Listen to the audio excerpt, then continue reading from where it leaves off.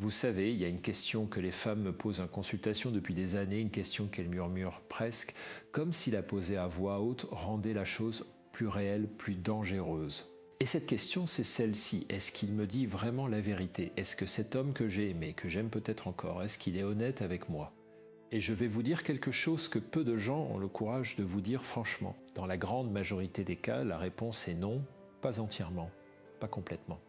Et ce n'est pas une question de morale, ce n'est pas une question de bonté ou de méchanceté, c'est une question de psychologie humaine, de biologie, de peur et de mécanismes que la science comprend aujourd'hui avec une précision remarquable. Je m'appelle Christophe André, je suis psychiatre et psychothérapeute. J'ai passé plus de 30 ans à observer les êtres humains dans leurs moments les plus vulnérables, les plus authentiques, les plus désespérés aussi parfois. Et ce que je vais vous partager aujourd'hui, ce n'est pas de la théorie abstraite. Ce sont des observations cliniques, des recherches scientifiques solides et des histoires vraies de femmes extraordinaires qui ont traversé exactement ce que vous traversez peut-être en ce moment même. Parce que vous êtes là, n'est-ce pas? Vous regardez cette vidéo parce que quelque chose ne va pas. Quelque chose dans votre relation, dans votre mariage, dans votre couple vous a mis une petite alarme silencieuse dans la poitrine.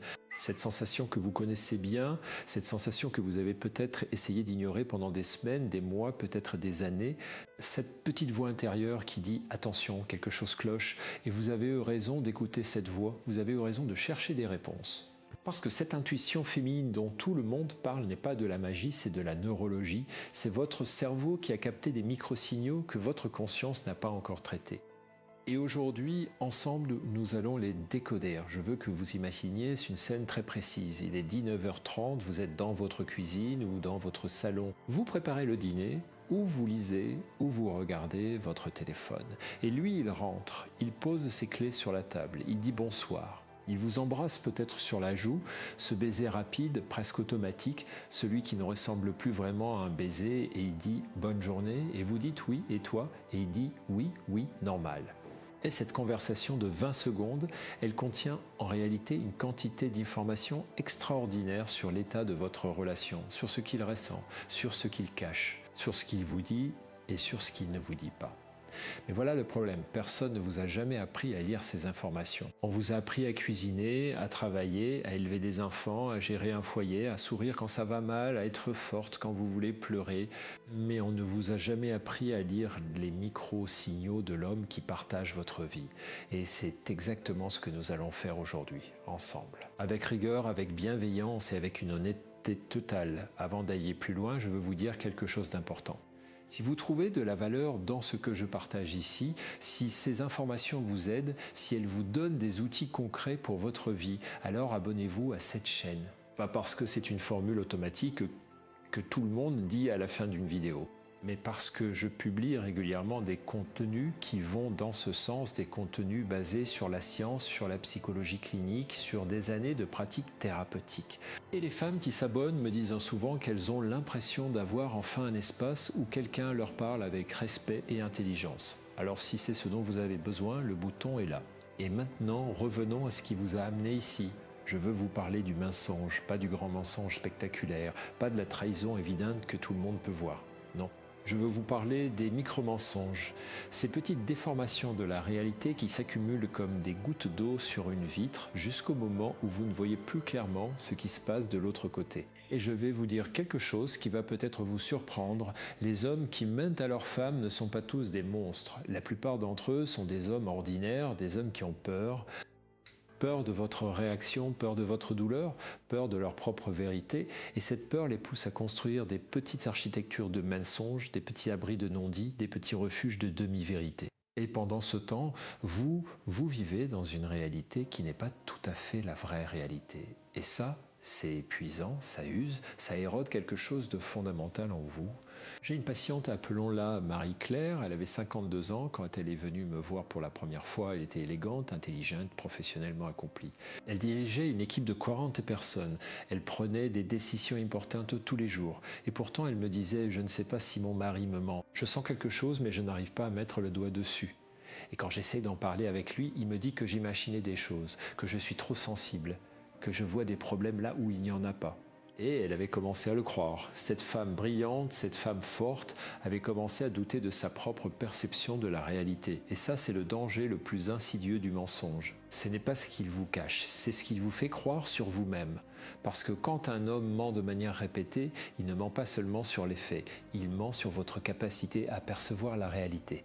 Et progressivement, vous commencez à vous dire peut-être que j'exagère, peut-être que je suis trop falouse, peut-être que je suis trop émotive, peut-être que c'est moi le problème. Et ce glissement de la confiance en soi vers le doute de soi, c'est l'une des choses les plus douloureuses que j'ai observées dans ma pratique clinique et c'est aussi l'une des plus réparables. Parce que la vérité, la vraie vérité scientifique, c'est que votre intuition n'est pas un défaut, c'est une force, c'est un outil de survie que l'évolution a affiné pendant des millénaires. Et aujourd'hui, je vais vous aider à lui faire confiance à nouveau. Mais d'abord, je dois vous dire quelque chose d'inconfortable, quelque chose que vous devez entendre même si ça fait mal. Parce que je vous respecte trop pour vous dire seulement ce que vous voulez atteindre. Et si vous ne comprenez pas ces 5 micro-signes que je vais vous dévoiler, si vous continuez à passer à côté de ces signaux, vous risquez de perdre quelque chose d'irremplaçable. Non pas parce que vous êtes faible, non pas parce que vous êtes naïve, mais parce que personne ne vous a donné les outils pour voir ce qui se passe vraiment. Et pendant que vous cherchez, pendant que vous doutez, pendant que vous vous demandez si c'est vous le problème, lui il continue, il avance. Et si votre relation est déjà fragilisée, si votre mariage est déjà en train de se fissurer, chaque jour qui passe sans que vous ayez ces informations est un jour de plus où vous naviguez à l'aveugle dans une mer qui n'est pas calme. Je vais vous dire ce que j'ai vu dans mon cabinet de consultation et je vais vous le dire avec toute la clarté que j'ai. J'ai vu des femmes extraordinaires, des femmes intelligentes, des femmes aimantes, des femmes qui avaient tout donné à leur relation, se retrouver complètement prises par surprise quand leur mari a annoncé qu'il partait. Et quand je leur demandais, est-ce qu'il y avait des signes avant-coureurs, est-ce qu'il y avait quelque chose qui vous avait alerté, 9 fois sur 10, elles me répondaient oui. Oui, il y avait quelque chose. Mais je n'ai pas su l'interpréter ou j'ai essayé d'en parler et il m'a dit que j'imaginais. J'avais trop peur de savoir la vérité. Ces femmes n'avaient pas manqué les signaux. Elles n'avaient pas eu les outils pour l'aider correctement. Et la différence entre ces femmes et celles qui ont pu agir à temps, la différence entre celles qui ont pu sauver leur relation ou partir avec dignité, cette différence-là tenait souvent à quelques informations précises. Des informations que je vais vous donner aujourd'hui. Parce que voici ce qui se passe quand on ne voit pas venir. Voici ce qui se passe quand on rate ces micro-signes. L'homme qui vous ment, qui vous cache quelque chose, qui se déconnecte progressivement de vous, cet homme-là ne reste pas statique, il évolue. Et cette évolution, elle peut très bien le mener vers une autre femme, vers une autre vie, vers une version de lui-même qui n'inclut plus vous. Et ce n'est pas une menace que je formule pour vous faire peur, c'est une réalité clinique que j'ai observée des centaines de fois. Quand un homme commence à mentir de manière systématique à sa femme, ce n'est pas parce qu'il s'en fiche. Paradoxalement, c'est souvent parce qu'il traverse quelque chose d'intense. Et si personne ne l'intercepte, si personne ne crée l'espace pour une vraie conversation, pour une vraie reconnexion, ce quelque chose d'intense peut très bien trouver un exutoire ailleurs. Et vous, pendant ce temps, vous vous réveillez un matin et la vie que vous aviez construite, les années que vous avez investies, l'amour que vous avez donné, tout ça semble s'être évaporé. Et lui, il reconstruit quelque chose de nouveau avec quelqu'un d'autre. Et cette autre femme, elle ne vous est pas supérieure, elle n'est pas plus belle, ni plus intelligente, ni plus aimante que vous. Mais elle a peut-être été là au bon moment où elle a peut-être capté quelque chose que vous n'avez pas capté. Et cette pensée, je sais qu'elle est douloureuse, mais elle est aussi motivante. Parce qu'elle vous dit que vous avez encore du temps, que vous pouvez encore agir, que les outils que je vais vous donner peuvent changer la trajectoire de votre histoire si vous les utilisez maintenant. Alors restez avec moi. Parce que ce que je vais vous partager maintenant, c'est le fruit de décennies d'observations cliniques, de recherches scientifiques sérieuses et d'une conviction profonde que les femmes méritent d'avoir accès à ces informations. Vous méritez de comprendre ce qui se passe dans la tête de l'homme qui partage votre vie. Vous méritez d'avoir les outils pour naviguer dans votre relation avec lucidité et avec force. Et vous méritez de le faire sans vous sentir coupable de chercher la vérité. Commençons par quelque chose de fondamental. Pourquoi les hommes mentent-ils? Et je ne parle pas des grands mensonges, des trahisons spectaculaires. Je parle de cette culture du non-dit, de la déformation, de la minimisation qui est présente dans énormément de relations. La réponse, elle est à la fois simple et complexe. Les hommes mentent principalement pour 3 raisons. La première raison, c'est la peur du conflit. La plupart des hommes ont été élevés avec l'idée que les émotions sont dangereuses, que les conflits sont à éviter, que la paix à tout prix est préférable à la vérité douloureuse. Alors ils mentent par omission, ils minimisent, ils disent tout va bien quand tout ne va pas bien, parce que la perspective d'une conversation difficile leur semble plus menaçante que le mensonge lui-même. La deuxième raison, c'est la protection de leur image. Les hommes ont une relation très particulière avec leur image, avec leur identité, avec ce qu'ils pensent que vous pensez d'eux. Et quand ils font quelque chose qu'ils savent être mal ou qu'ils ressentent quelque chose qu'ils jugent comme une faiblesse, ils vont souvent choisir de le cacher plutôt que de risquer de perdre votre estime. C'est un mécanisme de défense très primitif, très humain, mais qui crée des distances énormes dans une relation. Et la troisième raison, et celle-là, elle est peut-être la plus importante, c'est qu'ils ont appris que ça marche, que vous allez finir par vous calmer. Que si vous insistez trop, ils peuvent vous accuser d'être trop sensible, trop jalouse, trop paranoïaque, et que cette stratégie, aussi injuste qu'elle soit, leur permet de maintenir le statu quo. Et vous finissez par vous taire, par ravaler vos questions, par vous convaincre que vous avez tort. Et ce cycle-là, ce cycle du mensonge suivi du doute de soi, c'est l'un des cycles les plus destructeurs que j'ai observé dans ma pratique. Mais voici ce qui est fascinant du point de vue neuroscientifique. Quand un être humain ment, son corps envoie des signaux que le cerveau de l'autre personne capte même sans en avoir conscience. C'est ce qu'on appelle la communication non verbale et elle représente, selon les étudiés, entre 60 et 80% de notre communication totale. Ce que nous disons avec les mots n'est qu'une infime partie de ce que nous communiquons réellement. Et les femmes, et ça c'est scientifiquement documenté, les femmes sont en général plus sensibles à cette communication non verbale que les hommes. Votre cerveau est câblé pour capter ces micro-expressions, ces micro-gestes, ces micro-variations de ton qui trahissent la vérité que les mots tentent de cacher. Et ce n'est pas de la magie, c'est de la neurologie. Des études menées par le chercheur Paul Ekman, qui a consacré sa vie à l'étude des expressions faciales et du mensonge, ont démontré que le visage humain produit des micro-expressions qui durent entre un vingtième et un cinquième de seconde. Ces expressions sont involontaires, elles apparaissent avant que le cerveau conscient ait eu le temps de les contrôler, et elles révèlent l'émotion réelle que la personne ressent même quand elle essaie de la cacher. Votre intuition, cette sensation que quelque chose ne va pas, c'est souvent votre cerveau qui a capté ces micro-expressions et qui vous envoie une alerte. Mais parce que vous n'avez pas le cadre conceptuel pour l'interpréter, vous le rangez dans la catégorie d'imagination ou de la sensibilité excessive. Permettez-moi de vous poser une question. Est-ce que vous vous êtes déjà retrouvé dans une situation où vous saviez profondément, viscéralement, que quelque chose n'allait pas mais que vous n'arriviez pas à le prouver? Ou vous essayez d'expliquer ce que vous ressentiez et les mots semblaient toujours insuffisants? Ou la seule réponse que vous receviez était « tu es trop sensible, tu imagines des choses ?» Si c'est le cas, je veux que vous sachiez quelque chose d'important. Vous n'imaginiez pas, votre cerveau avait capté quelque chose de réel. Et aujourd'hui, je vais vous donner les outils pour nommer ce que vous avez capté. Voici maintenant le premier micro-signe et je vais vous le présenter de manière très précise, très concrète parce que c'est comme ça que la science fonctionne et c'est comme ça que vous allez pouvoir l'utiliser dans votre quotidien.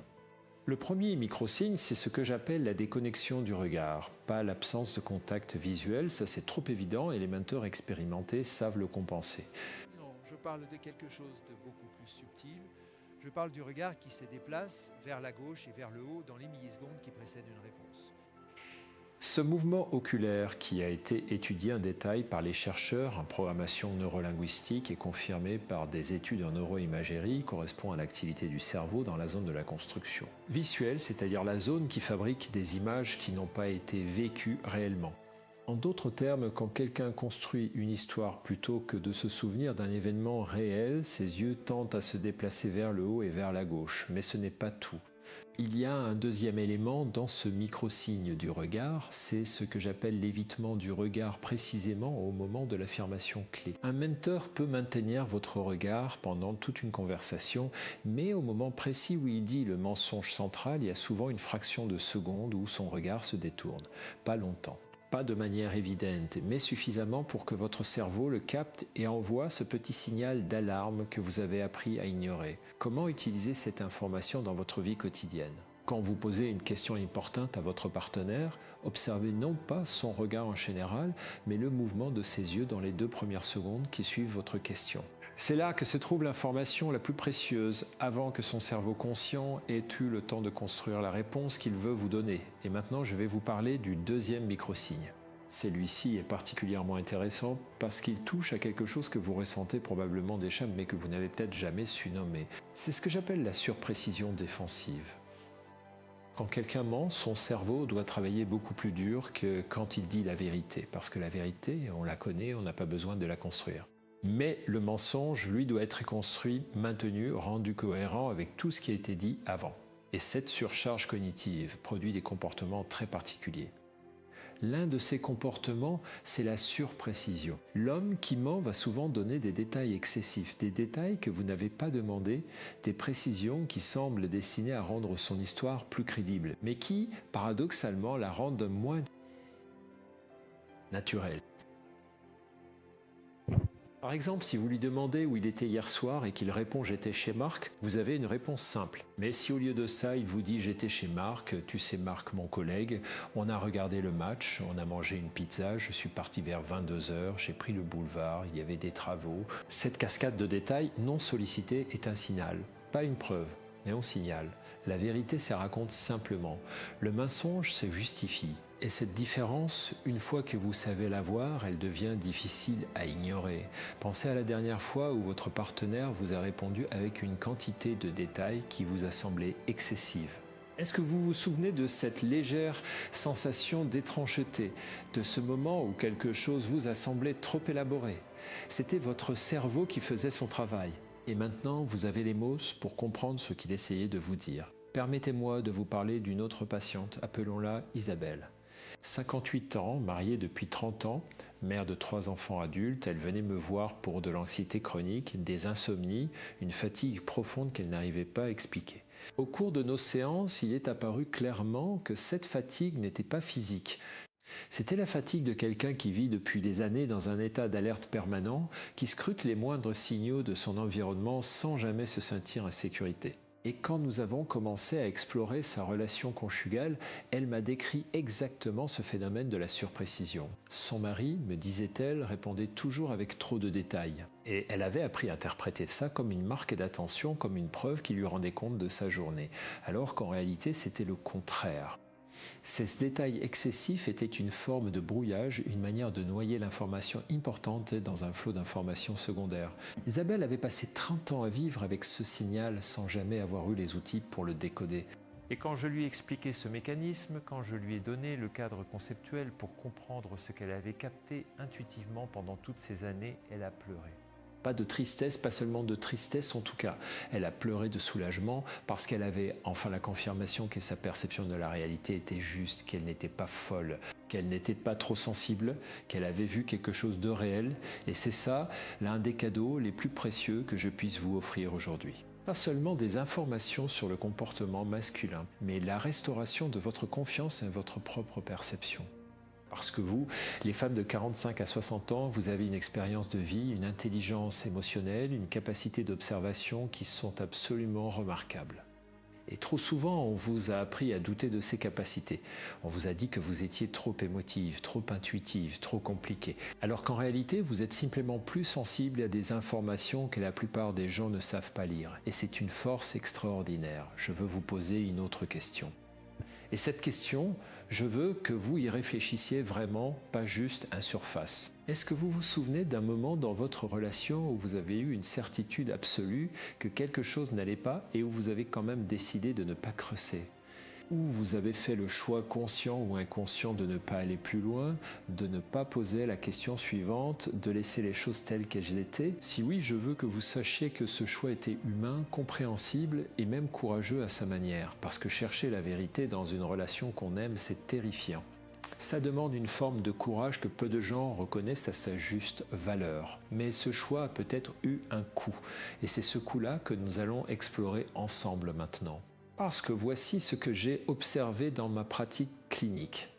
Les femmes qui n'ont pas appris à lire ces signaux, qui ont continué à ignorer leur intuition, qui ont choisi la paix apparente plutôt que la vérité inconfortable. Ces femmes ont souvent payé un prix très élevé. Pas parce qu'elles étaient faibles, mais parce qu'elles n'avaient pas les outils. Et pendant qu'elles attendaient, pendant qu'elles espéraient que les choses s'arrangent d'elles-mêmes, la distance dans leur relation grandissait. Et leur partenaire, lui, continuait à évoluer dans une direction qui s'éloignait de plus en plus d'elles. Et voici ce qui est vraiment douloureux. Ce n'est pas que ces hommes soient des monstres. La plupart du temps, ils ne le sont pas. Ce sont des hommes qui, à un moment donné de leur vie, ont trouvé quelque chose ailleurs. Que ce soit une connexion émotionnelle, une liberté, une excitation, une validation de leur ego, quelque chose qu'ils ne trouvaient plus dans leur relation principale. Et si leur femme avait eu les outils pour voir venir ce glissement, si elle avait pu créer l'espace pour une vraie conversation avant que le fossé devienne infranchissable, peut-être que l'histoire aurait été différente. Peut-être pas, mais peut-être, et je vais vous dire quelque chose d'encore plus difficile à entendre. Quand un homme a construit une nouvelle connexion émotionnelle avec quelqu'un d'autre, quand il a commencé à investir son énergie, son attention, sa vulnérabilité dans une autre relation, il devient de plus en plus difficile de le ramener. Pas impossible, mais difficile. Et chaque jour qui passe sans que vous ayez ces informations, sans que vous puissiez agir sur la base de ce que vous observez, c'est un jour de plus où cette connexion alternative se renforce. Et vous restez de l'autre côté d'une vitre en train de regarder quelque chose se passer sans comprendre exactement ce que vous voyez. Je ne vous dis pas ça pour vous faire peur, enfin si, un peu. Parce que parfois la peur est le seul moteur assez puissant pour nous sortir de notre confort, pour nous pousser à agir, pour nous donner le courage de voir ce que nous préférions ne pas voir. Mais je vous dis ça surtout parce que vous méritez la vérité. Vous méritez de savoir ce qui se passe dans votre propre vie et vous méritez d'avoir les outils pour y faire face. Passons maintenant au troisième micro-signe. Celui-ci est particulièrement subtil et c'est probablement celui que les femmes ratent le plus souvent parce qu'il ressemble à quelque chose de positif. C'est ce que j'appelle l'hyper-gentillesse compensatoire. Quand un homme ment, quand il cache quelque chose d'important, quand il a une conscience de sa trahison, même partielle, même inconsciente, il ressent souvent quelque chose qui ressemble à de la culpabilité. Et cette culpabilité se manifeste de manière très particulière. Elle se manifeste par une gentillesse excessive, par des attentions inhabituelles, par une douceur soudaine qui contraste avec son comportement habituel. Il vous ramène des fleurs alors qu'il n'en a jamais ramené depuis 10 ans. Il propose de faire la vaisselle sans qu'on lui demande. Il est plus câlin, plus attentionné, plus présent. Et vous, naturellement, vous ressentez ce changement comme quelque chose de positif. Vous vous dites peut-être que les choses s'améliorent, qu'il a changé, qu'il fait des efforts. Mais si ce changement de comportement arrive de manière soudaine, sans raison apparente, sans qu'il y ait eu de conversation, de thérapie, de crise qui l'explique, alors il faut se poser une question. Qu'est-ce qui a provoqué ce changement? Parce que les gens ne changent pas comme ça du jour au lendemain sans raison. Et quand la raison n'est pas visible, c'est souvent qu'elle est cachée. La psychologie du comportement compensatoire est bien documentée dans la littérature clinique. C'est un mécanisme de défense que les thérapeutes appellent la formation réactionnelle. L'individu qui ressent une émotion qu'il juge inacceptable, dans ce cas, la culpabilité d'une trahison va la transformer en son contraire apparente. Il va devenir excessivement bon, excessivement attentionné, excessivement présent. Non pas parce qu'il a vraiment changé, mais parce que ce comportement lui permet de gérer sa culpabilité interne tout en maintenant la façade de la relation. Et voici ce qui est particulièrement cruel dans ce mécanisme. Il vous met dans une position impossible. Si vous accueillez cette gentillesse avec gratitude, si vous vous laissez aller à la joie de ce changement apparent, vous renforcez sans le savoir le comportement qui la masque. Et si vous exprimez vos doutes, si vous dites quelque chose ne va pas, pourquoi tu es si gentil tout d'un coup, vous risquez d'être perçu comme quelqu'un qui cherche des problèmes là où il n'y en a pas, comme quelqu'un qui ne sait pas recevoir de l'amour. Et cette double contrainte, cette impossibilité de réagir juste, est l'une des caractéristiques les plus toxiques des relations où le mensonge est systémique. Mais maintenant que vous savez reconnaître ce signe, vous pouvez le décoder différemment. La prochaine fois que votre partenaire vous surprend avec une gentillesse inhabituelle, au lieu de simplement l'accueillir ou de la rejeter, posez-vous une question simple et honnête. Est-ce que ce changement de comportement est cohérent avec ce que je sais de lui, avec l'évolution naturelle de notre relation, avec quelque chose qui s'est passé entre nous récemment? Si la réponse est non, si ce changement semble surgir de nulle part, alors c'est un signal qui mérite attention. Je veux maintenant vous parler d'un phénomène que j'observe régulièrement dans ma pratique et qui est directement lié à ces micro-signes. C'est ce que j'appelle l'érosion progressive de l'intimité émotionnelle. Et je vais vous expliquer comment ça fonctionne, parce que c'est l'un des mécanismes les plus importants à comprendre pour saisir la dynamique du mensonge dans une relation longue. L'intimité émotionnelle dans un couple, c'est cette capacité à se montrer vulnérable l'un devant l'autre, à partager ses peurs, ses doutes, ses rêves, ses failles sans craindre d'être jugé ou rejeté. C'est le socle de toute relation profonde. Et quand un homme commence à mentir de manière systématique, quand il commence à construire une vie parallèle, même partielle, même juste émotionnelle, cette intimité se fragilise. Parce qu'on ne peut pas être vraiment intime avec quelqu'un à qui on cache quelque chose d'important. C'est physiquement impossible et vous le ressentez, peut-être pas de manière consciente, peut-être pas avec des mots précis. Mais vous le ressentez comme une distance, comme une légère froideur, comme l'impression que les conversations restent en surface, que vous ne vous rejoignez plus vraiment, que vous habitez le même espace physique, mais que vous vivez dans des mondes de plus en plus séparés. Et cette sensation, cette impression de vivre à côté de quelqu'un plutôt qu'avec quelqu'un, c'est l'un des signaux les plus importants que quelque chose a changé dans la dynamique de votre relation. Et voici où ça devient vraiment urgent, parce que cette distance émotionnelle, si elle n'est pas adressée, si elle n'est pas nommée et travaillée, elle crée un vide. Et les vides dans les relations humaines ne restent jamais vides longtemps, ils se remplissent. Soit d'autres connexions, soit de ressentiments, soit d'habitudes qui remplacent l'amour sans que personne ne s'en rende vraiment compte. Et quand ce vide s'est rempli d'une autre connexion, quand votre partenaire trouve cette intimité émotionnelle qu'il ne trouve plus avec vous chez quelqu'un d'autre, la dynamique change de manière fondamentale. Parce que l'infidélité émotionnelle, et je veux être très clair là-dessus, l'infidélité émotionnelle est souvent plus dangereuse pour une relation que l'infidélité physique. Parce que l'infidélité physique peut rester un incident isolé, une erreur, quelque chose que les deux partenaires peuvent choisir de travailler ensemble. Mais l'infidélité émotionnelle, c'est un réinvestissement de soi dans une autre direction, c'est une redéfinition de qui on est et de ce qu'on veut. Et c'est beaucoup plus difficile à inverser.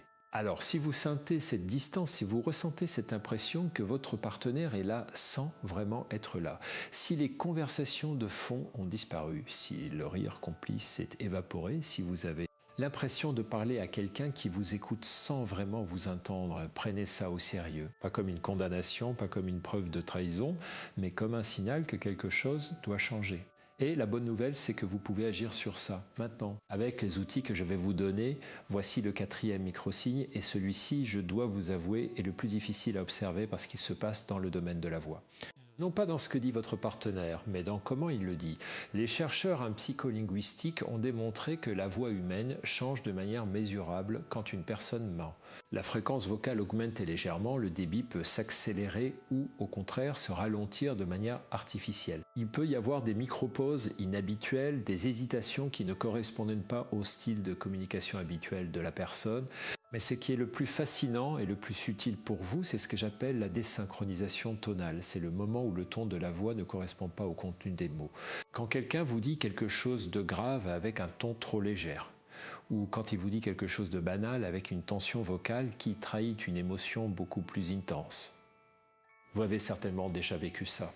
Votre partenaire vous dit quelque chose d'apparemment anodin, quelque chose comme « j'ai juste pris un café avec un collègue » et il y a quelque chose dans sa voix, une légère tension, une note artificielle, quelque chose qui ne colle pas tout à fait avec la banalité de ce qu'il dit. Et vous vous demandez pourquoi est-ce que ça me dérange, c'est tellement anodin. Ce n'est pas anodin, votre cerveau a capté la désynchronisation entre les mots et le ton et il vous envoie un signal.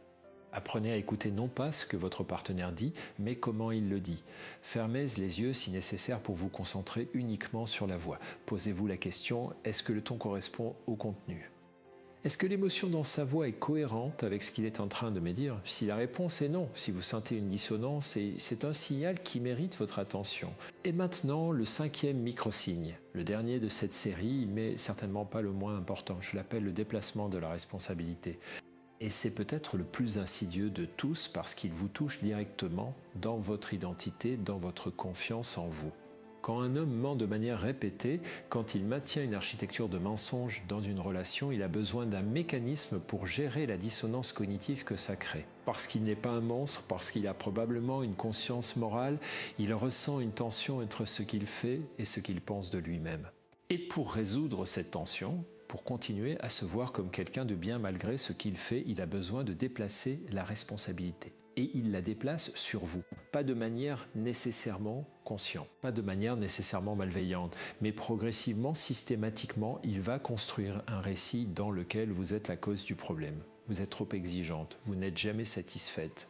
Vous ne le comprenez pas, vous n'avez jamais su le voir tel qu'il est vraiment. Et ce récit, il va parfois le partager avec vous directement dans les moments de conflit. Et parfois, il va le garder pour lui, l'utiliser comme une justification interne pour continuer à faire ce qu'il fait. Et vous, si vous n'êtes pas vigilante, si vous n'avez pas les outils pour reconnaître ce mécanisme, vous allez progressivement intégrer ce récit. Vous allez commencer à vous demander si c'est vrai. Si vous êtes vraiment trop exigeante, si vous n'avez vraiment pas su le voir tel qu'il est.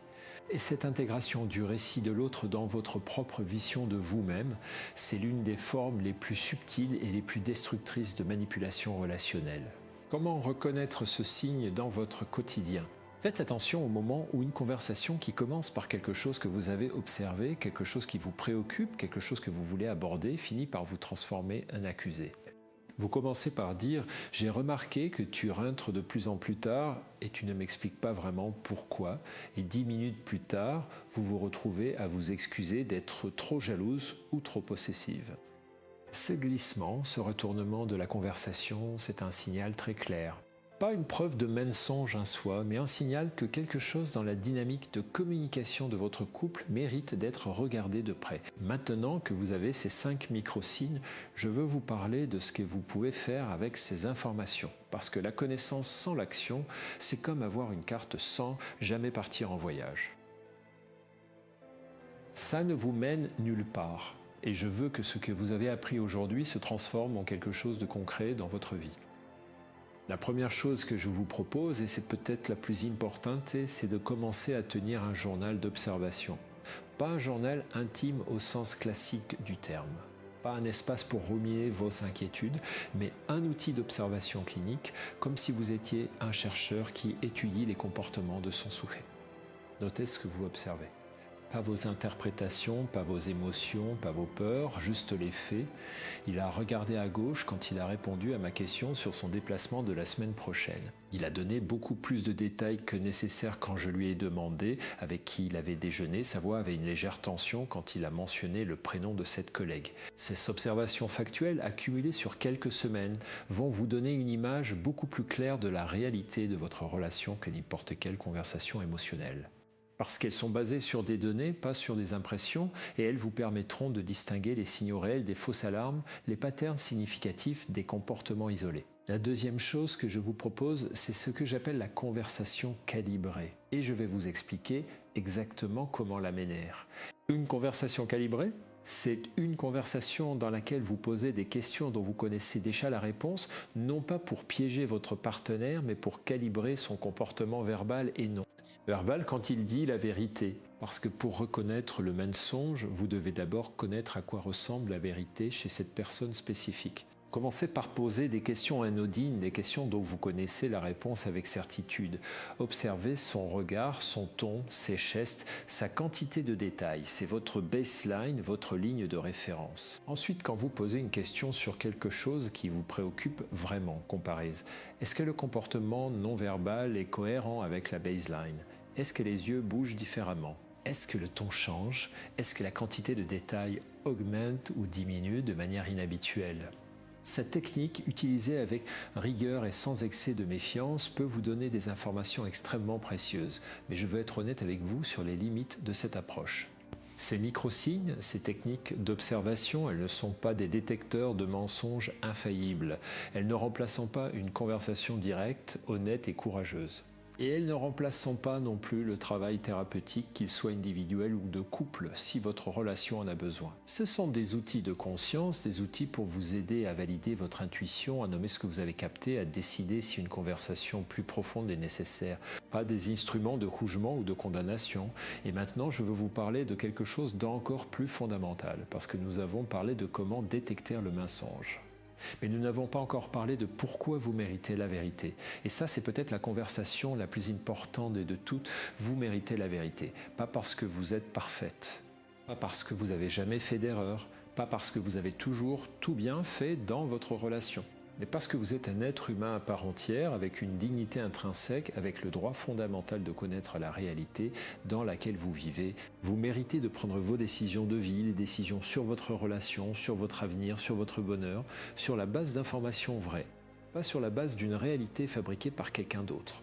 Et je veux vous dire quelque chose que j'aurais dû peut-être dire plus tôt. Les femmes de 45 à 60 ans, et je le dis c'est avec une conviction totale, sont parmi les personnes les plus remarquables que je rencontre dans ma pratique clinique. Vous avez une profondeur d'expérience, une intelligence émotionnelle, une capacité de résilience qui sont absolument extraordinaires.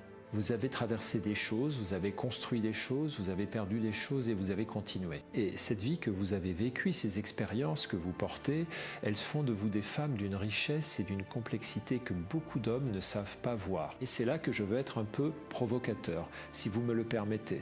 Parce que parfois, dans ma pratique, j'observe quelque chose qui me met en colère. Je vois des femmes extraordinaires qui se demandent si elles sont encore assez bien, qui se demandent si elles sont encore assez attirantes, assez intéressantes, assez désirables, qui se comparent à des femmes plus jeunes avec une anxiété qui me semble profondément injuste. Et je veux vous dire que cette question est mal posée. Pas parce que l'apparence physique n'a pas d'importance, elle en a, mais parce que ce que vous avez à offrir à 45, à 50, à 55, à 60 ans, ce n'est pas comparable à ce qu'une femme de 25 ans peut offrir.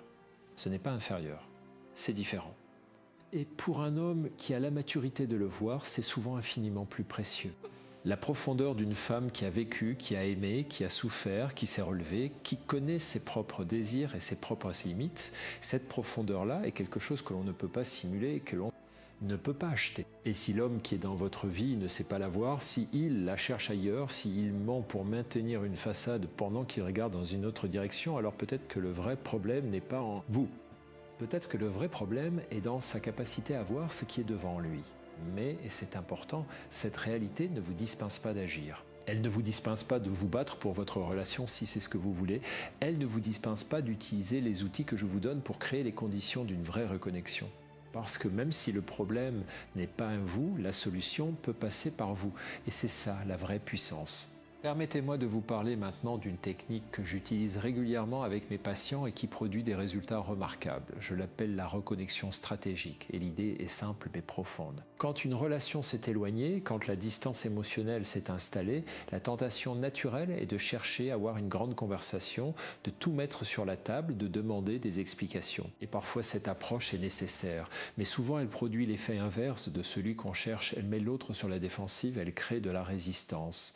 Elle pousse l'homme qui a déjà tendance à fuir les confrontations émotionnelles. Encore plus loin, la reconnexion stratégique, c'est une approche différente. C'est créer des moments de connexion authentique, sans agenda caché, sans confrontation, sans attente explicite. Des moments où vous êtes simplement présente, engagée, vivante. Des moments où vous lui rappelez, sans le dire avec des mots, qui vous êtes vraiment. Pas la femme anxieuse qui cherche des preuves. Pas la femme blessée qui demande des comptes. Mais la femme profonde, intéressante, désirable que vous êtes, comment faire ça concrètement? Commencez par identifier ce qui vous rendait vivante au début de votre relation, pas ce qui lui plaisait à lui. Ce qui vous animait vous, vos passions, vos intérêts, vos projets, et réinvestissez ces espaces. Non pas pour lui montrer que vous allez bien, non pas pour le rendre jaloux, mais pour vous rappeler à vous-même qui vous êtes au-delà de votre rôle dans cette relation.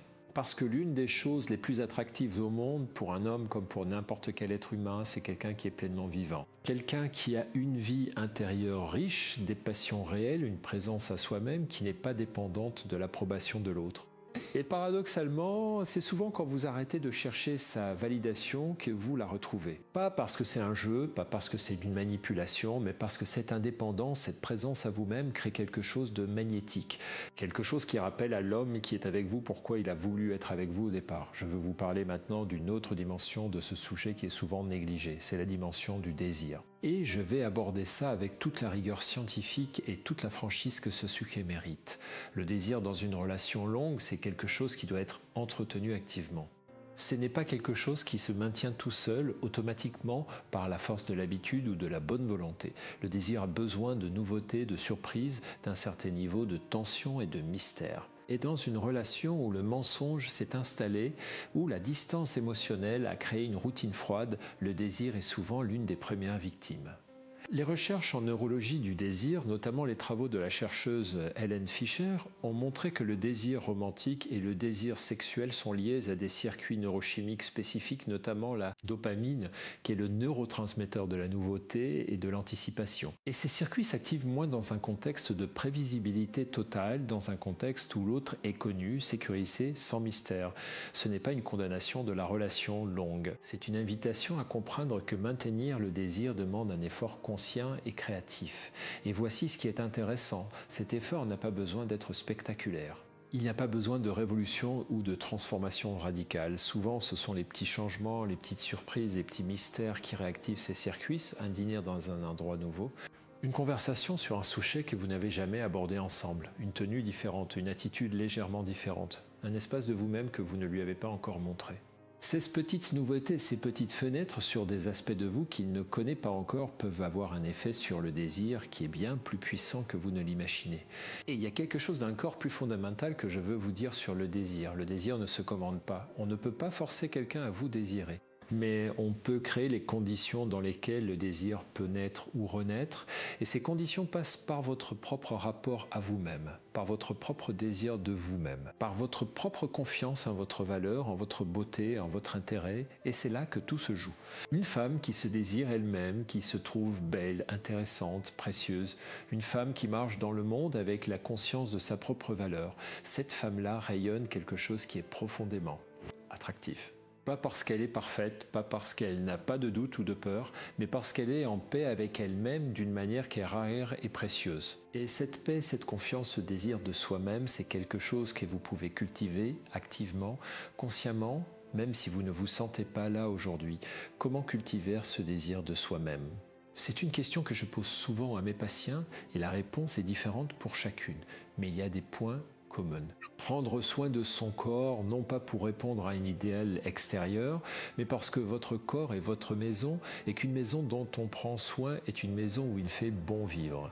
Cultivez vos passions, vos intérêts, vos projets, parce qu'une femme qui a une vie intérieure riche est une femme qui a quelque chose à offrir et quelque chose à protéger. Entretenir vos amitiés, vos réseaux de soutien, vos espaces de joie et de légèreté. Parce que vous n'êtes pas seulement une partenaire, vous êtes un être humain complet, avec des besoins qui vont bien au-delà de votre relation et pratiquer ce que j'appelle la pleine présence à soi-même. Ce n'est pas de la méditation mystique, ce n'est pas de la spiritualité ésotérique. C'est simplement la pratique de vous arrêter régulièrement pour vous demander comment je me sens vraiment. Qu'est-ce que je veux vraiment? Qu'est-ce qui me nourrit? Qu'est-ce qui m'épuise?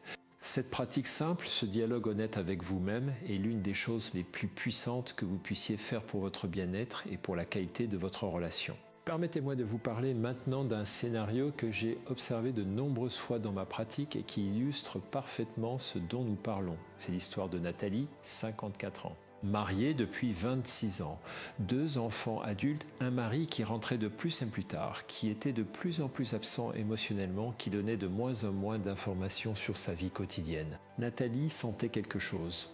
Mais chaque fois qu'elle essayait d'en parler, son mari lui disait qu'elle était paranoïaque, qu'elle avait trop d'imagination, que les problèmes de leur relation venaient de son insécurité à elle. Et Nathalie avait commencé à le croire. Elle était venue me voir dans un état de confusion profonde, avec une estime d'elle-même qui s'était effondrée progressivement au fil des années.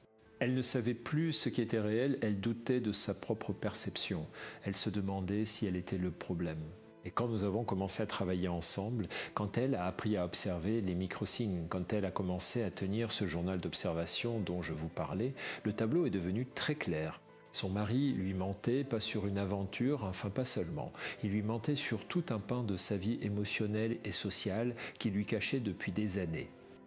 Mais voici ce qui est remarquable dans l'histoire de Nathalie. Ce n'est pas ce qu'elle a découvert sur son mari qui a changé sa vie, c'est ce qu'elle a découvert sur elle-même. En apprenant à observer, en apprenant à faire confiance à sa perception et en apprenant à nommer ce qu'elle voyait, elle a retrouvé quelque chose qu'elle avait perdu. Elle a retrouvé confiance en elle-même. Et cette confiance retrouvée, cette certitude que sa perception de la réalité était juste, que son intuition était fiable, que ses observations étaient valides, ça a tout changé, pas seulement dans sa relation, dans sa vie entière. Parce que quand vous savez que vous pouvez faire confiance à votre propre perception, quand vous savez que vos observations sont valides, quand vous savez que votre intuition est un outil fiable et non pas un défaut à corriger, vous prenez vos décisions différemment. Vous vous positionnez différemment dans vos relations. Vous défendez vos besoins avec plus de clarté et de conviction. Vous acceptez moins facilement les récits que les autres construisent sur vous. Et vous vivez avec une liberté intérieure qui est absolument transformatrice. Je veux maintenant vous parler d'un aspect de ce sujet que nous n'avons pas encore abordé et qui est pourtant fondamental. C'est la question de ce que vous faites avec ces informations une fois que vous les avez. Parce que connaître les microsignes, savoir les observer, c'est une chose. Mais décider comment agir sur la base de ce que vous avez observé, c'en est une autre. Et cette décision, elle est uniquement la vôtre. Personne d'autre ne peut la prendre à votre place. Si vous observez ces microsignes dans votre relation, si le tableau que vous dessinez au fil de vos observations vous préoccupe, vous avez plusieurs options. La première, c'est la conversation directe. Choisissez un moment calme, sans tension, sans fatigue, préparez ce que vous voulez dire. Soyez précise, factuelle, sans accusation. Dites ce que vous avez observé, pas ce que vous en concluez. Dites « J'ai remarqué que tu donnes beaucoup de détails quand tu parles de certaines choses et ça me crée une sensation d'inconfort que j'aimerais qu'on puisse explorer ensemble plutôt que je sais que tu me minces et je veux que tu m'expliques. » Cette approche basée sur l'observation factuelle plutôt que sur l'accusation émotionnelle crée beaucoup plus d'espace pour une vraie conversation. Elle réduit la défensivité de l'autre. Elle vous positionne comme quelqu'un qui cherche à comprendre plutôt que comme quelqu'un qui cherche à condamner. Et elle vous donne beaucoup plus d'informations parce que la réaction de votre partenaire à cette conversation, sa capacité à s'engager honnêtement ou au contraire à se fermer, à contre-attaquer, à déplacer la responsabilité est en soi une information précieuse. La deuxième option, c'est la thérapie de couple. Et je vais vous dire quelque chose que beaucoup de gens ne savent pas. La thérapie de couple n'est pas réservée aux relations en crise. Elle n'est pas un aveu d'échec. C'est un espace de travail, un espace où deux personnes peuvent, avec l'aide d'un professionnel, explorer les dynamiques de leur relation avec une profondeur et une honnêteté qui sont souvent impossibles dans le contexte du quotidien.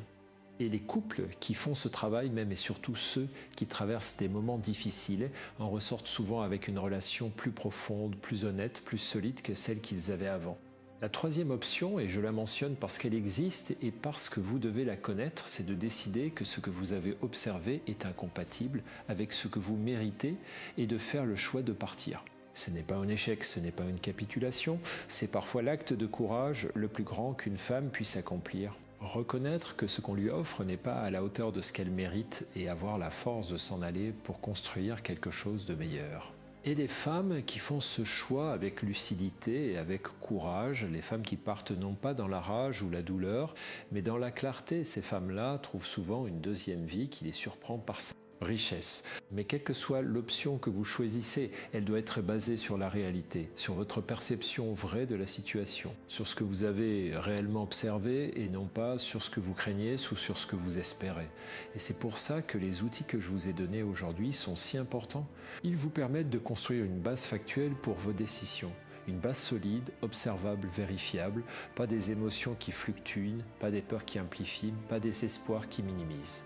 Des observations claires sur la réalité de votre relation. Permettez-moi maintenant de vous parler de quelque chose qui est au cœur de tout ce dont nous avons discuté aujourd'hui. C'est la question de la confiance.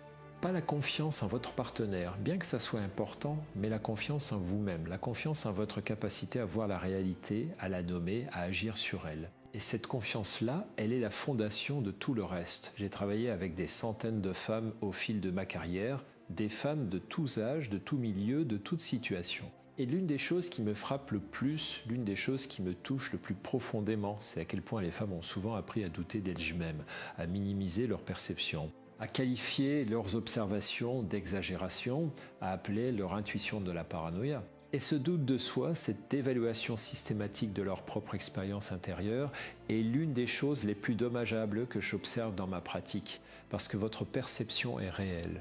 Vos observations sont valides. Votre intuition est un outil neurologique sophistiqué qui mérite votre confiance. Et quand quelqu'un, que ce soit votre partenaire, votre famille, la société en général vous dit que vous exagérez, que vous êtes trop sensible, que vous imaginez des choses, la première question à vous poser est que c'est vrai ou est-ce que c'est une tentative de me faire douter de ma propre réalité? Et je vais vous donner un outil très simple pour distinguer les deux.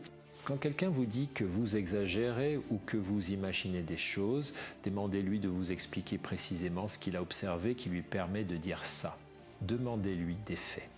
Pas des opinions, pas des jugements, des faits, s'il peut vous en donner, s'il peut vous montrer de manière concrète en quoi votre observation est incorrecte, alors écoutez-le avec ouverture. Mais si sa réponse est vague, si elle se résume à tu es trop émotive ou tu vois des problèmes là où il n'y en a pas sans pouvoir appuyer ça sur des faits concrets, alors c'est lui qui n'a pas de base solide pour sa critique. Et vous pouvez avec toute la sérénité du monde continuer à faire confiance à ce que vous avez observé. Je veux vous parler maintenant d'un concept que j'utilise souvent dans ma pratique thérapeutique et qui est particulièrement pertinent dans le contexte de ce dont nous parlons. C'est le concept de la régulation émotionnelle et je vais vous expliquer pourquoi c'est important pour vous dans cette situation précise. Quand vous observez des micro-signes qui vous alertent, quand vous captez des signaux qui vous disent que quelque chose ne va pas, votre système nerveux réagit. Il active ce qu'on appelle la réponse au stress, la réaction de combat ou de fuite. Votre cortisol monte, votre amygdale s'embâille. Et dans cet état d'activation émotionnelle, votre capacité à observer avec clarté, à penser avec précision, à agir avec sagesse est significativement réduite. C'est pour ça que les conversations difficiles que vous avez quand vous êtes dans un état de forte activation émotionnelle se passent rarement bien, pas parce que vous avez tort. Pas parce que vos observations sont incorrectes, mais parce que l'état émotionnel dans lequel vous vous trouvez rend difficile la communication claire et constructive. Et cet état, votre partenaire peut le lire sur vous. Et s'il a tendance à fuir les conflits, s'il a tendance à vous accuser d'être trop émotif, votre état d'activation lui donne exactement l'argument dont il a besoin pour dévaluer ce que vous dites. Alors voici ce que je vous propose. Avant toute conversation importante, avant d'aborder un sujet qui vous préoccupe, prenez le temps de vous réguler. Pas de vous calmer dans le sens de vous taire et de ne rien dire, mais de vous mettre dans un état où vous pouvez parler avec clarté et avec force. Des techniques simples comme la respiration profonde, quelques minutes de marche, un moment de silence avec vous-même peuvent faire une différence significative dans la qualité de la conversation qui suit.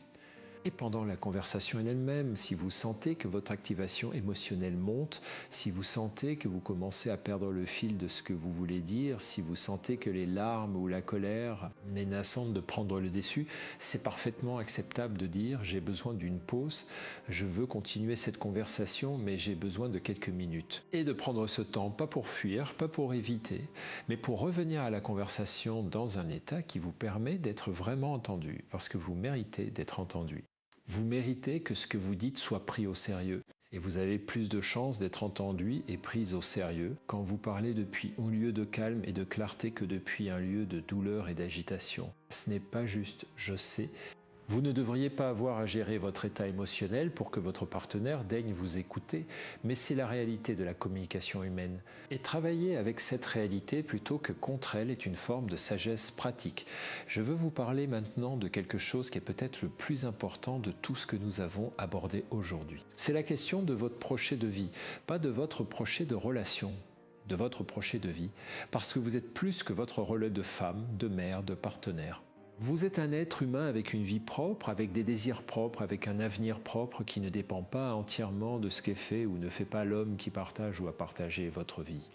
Et l'une des choses que j'observe souvent dans ma pratique, l'une des choses qui me préoccupe le plus, c'est à quel point certaines femmes ont progressivement réduit leur identité à leur identité relationnelle. Elles sont devenues la femme de la mère de la partenaire de, et au fil du temps, elles ont perdu le contact avec ce qu'elles étaient avant ces rôles, avec ce qu'elles sont au-delà de ces rôles. Et quand leur relation est menacée, quand leur partenaire les déçoit ou les trahit, elles ne perdent pas seulement une relation, elles perdent leur identité entière. Et c'est une perte d'une magnitude qui est difficile à surestimer. Alors je veux vous poser une question que je posais régulièrement à mes patientes, et je veux que vous y réfléchissiez vraiment, pas en surface. Si votre relation se terminait demain, si tout ce qui est lié à votre rôle de partenaire disparaissait, qu'est-ce qui resterait de vous? Qu'est-ce qui constituerait votre vie? Qu'est-ce qui vous ferait vous lever le matin? Qu'est-ce qui vous donnerait de la joie, du sens, de l'énergie? Si la réponse à cette question est difficile à trouver, si vous avez du mal à identifier ce qui resterait de vous et dehors de votre relation, alors c'est là que se trouve votre travail le plus urgent. Pas dans la surveillance des micro-signes de votre partenaire, pas dans la gestion de sa vérité ou de ses mensonges, mais dans la reconstruction ou le renforcement de votre propre identité, de votre propre projet de vie, de votre propre raison d'être.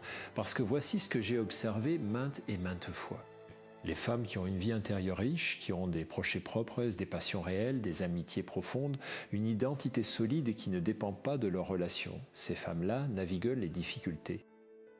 Relationnelles avec beaucoup plus de ressources, elles peuvent faire face à la vérité, même douloureuse, parce qu'elles savent qu'elles survivront à la douleur.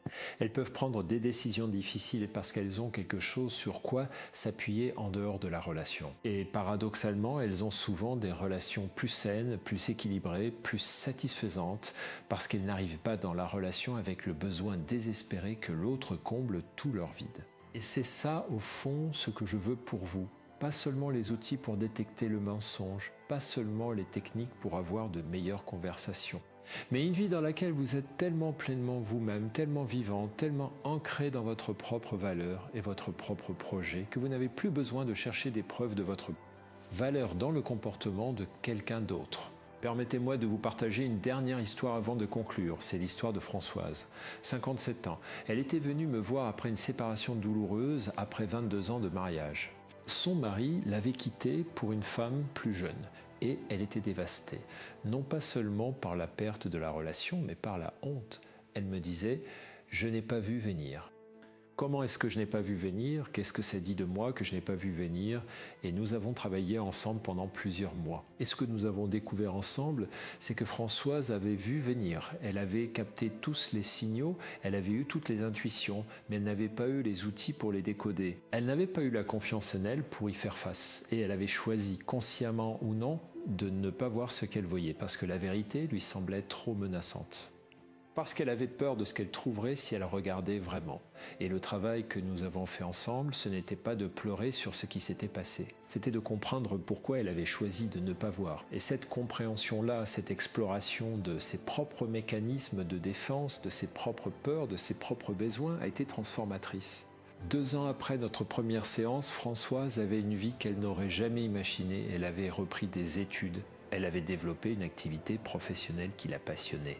Elle avait construit des amitiés profondes et elle était dans une nouvelle relation, une relation dans laquelle elle se sentait vue, respectée, désirée. Pas parce qu'elle était parfaite, pas parce que la nouvelle relation était parfaite, mais parce qu'elle avait les outils pour y naviguer avec lucidité et avec force. Et ce que Françoise m'a dit lors de notre dernière séance, je ne l'oublierai jamais. Elle m'a dit « Le pire qui me soit arrivé m'a donné la meilleure version de moi-même et je veux que vous entendiez ça, pas comme une promesse que la douleur sera toujours suivie d'une renaissance, mais comme la preuve que vous avez en vous les ressources pour traverser ce qui vous traverse, pour en sortir plus forte, plus lucide, plus libre. » Alors voilà, nous avons parcouru beaucoup de chemins ensemble aujourd'hui. Nous avons parlé des 5 microsignes que vous devez apprendre à reconnaître. Nous avons parlé de la psychologie du mensonge masculin et de ses mécanismes. Nous avons parlé de la confiance en soi, de la régulation émotionnelle, de la reconnexion stratégique du désir, de l'identité, du projet de vie. Et j'espère que ce que vous emportez de cette conversation, c'est non seulement des outils concrets, mais aussi et surtout une conviction renouvelée de votre propre valeur et de votre propre capacité à naviguer votre vie, avec intelligence et avec grâce. Parce que vous méritez une relation dans laquelle vous êtes vu, entendu, respecté, désiré. Vous méritez un partenaire qui vous dit la vérité, même quand elle est difficile. Vous méritez de vivre dans une réalité qui est vraie et non pas dans une réalité fabriquée par les peurs ou les intérêts de quelqu'un d'autre. Et vous avez maintenant des outils pour vous rapprocher de ça. Des outils réels basés sur la science, testés dans la pratique clinique, adaptés à votre réalité quotidienne. Utilisez-les avec sagesse, utilisez-les sans excès de méfiance. Utilisez-les non pas pour construire un cas contre votre partenaire, mais pour construire une image plus claire de votre relation et de ce que vous voulez en faire.